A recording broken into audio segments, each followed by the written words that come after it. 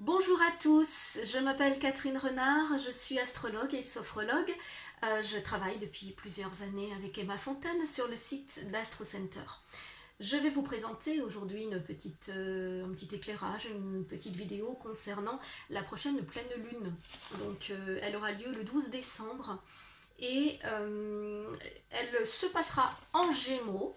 Donc je vais vous la montrer 2 secondes sur une carte du ciel. Même si ça ne vous dit pas grand chose, on peut voir ici le soleil, là-bas en face la lune. Donc quand une pleine lune se forme, le soleil est sur le zodiaque, pile en face de la lune, ou c'est plutôt la lune, puisqu'elle va plus vite que le soleil, qui est en face du soleil, et au même degré près. Cela s'appelle une pleine lune. Et donc, qu'est-ce qui se passe lorsqu'on a une pleine lune en Gémeaux? En Gémeaux, c'est le signe d'air. Le signe d'air, donc, c'est forcément un signe de communication, d'échange. Et la lune en Gémeaux, elle va mettre en lumière notre vie relationnelle, notre façon d'échanger, notre expression orale, notre expression écrite.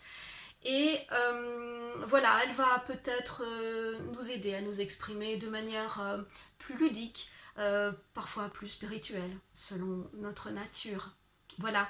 Ensuite, la pleine lune en Gémeaux, elle peut aussi jouer sur notre sens de la fraternité.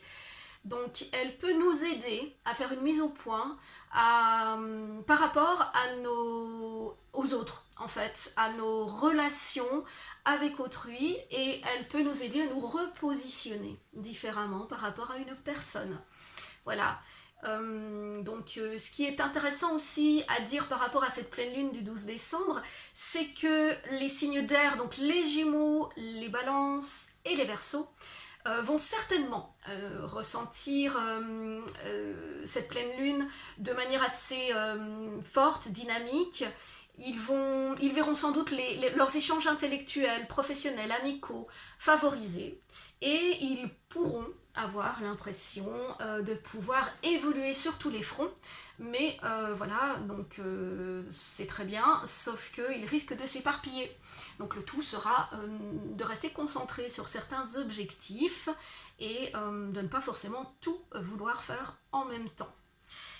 Qu'est-ce qu'il y a d'autre concernant cette pleine lune du 12 décembre? Alors j'ai relevé aussi qu'elle est mal reliée à Neptune. Donc ce qui est ennuyeux, c'est que comme la pleine lune est un éclairage, on peut ici imaginer que certaines personnes auront une mauvaise nouvelle et du coup connaître une désillusion, puisque Neptune, au sens négatif, est la planète de la désillusion. Donc le tout, ce sera d'appréhender, peut-être, par rapport à ce que l'on va apprendre, une situation différemment.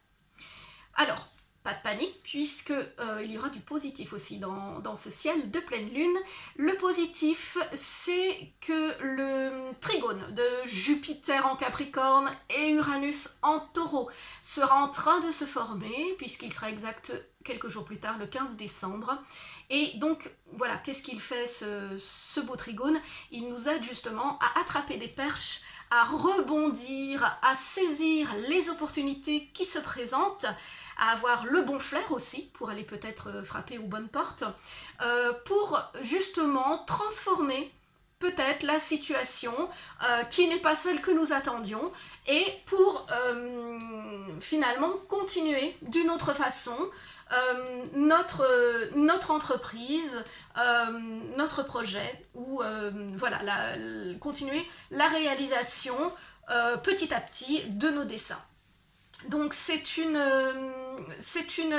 une pleine lune qui nous demande aussi, avec Mars en Scorpion, Neptune en Poisson, de faire appel à notre inspiration, à notre intuition, et de ne pas céder au découragement de Neptune, justement. Donc on va aller rechercher en nous toutes les ressources que nous avons pour transformer la situation de manière positive.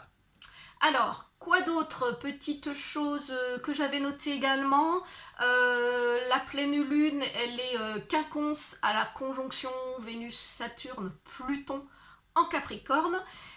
Bon, là c'est vrai que ça peut parler également à cette période-là de la pleine lune, de tensions liées à de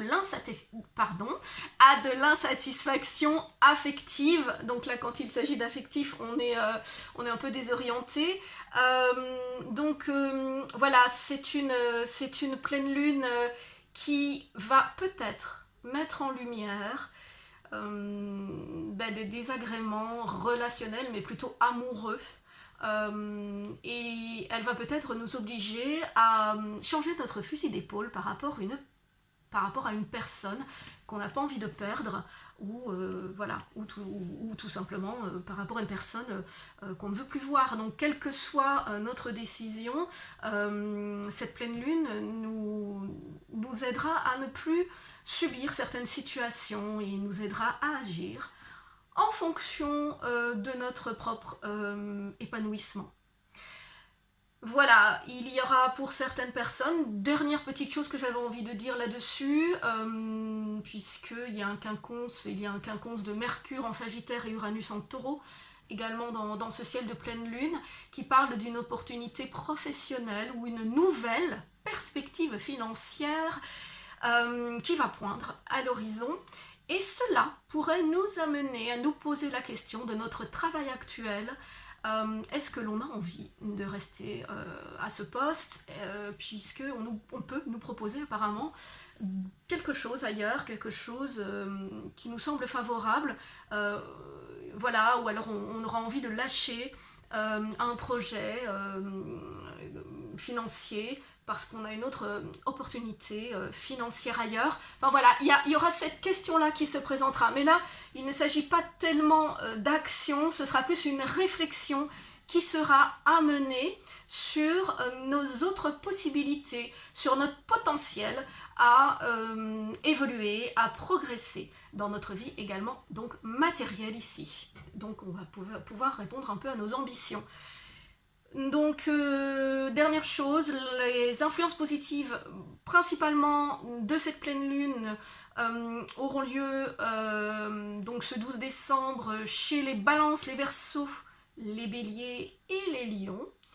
Les influences seront un peu plus difficiles, un peu plus tendues chez les gémeaux, les sagittaires, les vierges et les poissons. Et puis pour les autres, soit ce sera neutre, soit la pleine lune se positionnera d'une certaine façon dans leur thème natal. Donc mais ça, on ne peut pas faire le thème natal de tout le monde. Mais si vous avez l'occasion, si vous vous connaissez un peu, si vous connaissez des astrologues, n'hésitez pas à essayer de voir où la pleine lune se place dans votre thème natal. Parce que si elle se place par exemple dans votre secteur financier, elle va jouer sur vos finances. Si elle se place dans votre secteur du couple, elle va jouer sur votre relation amoureuse, etc., etc. Voilà. Bon, eh bien écoutez, je vous retrouve pour une autre vidéo sur d'autres sujets peut-être, la Lune, mais aussi d'autres planètes. Voilà, à bientôt.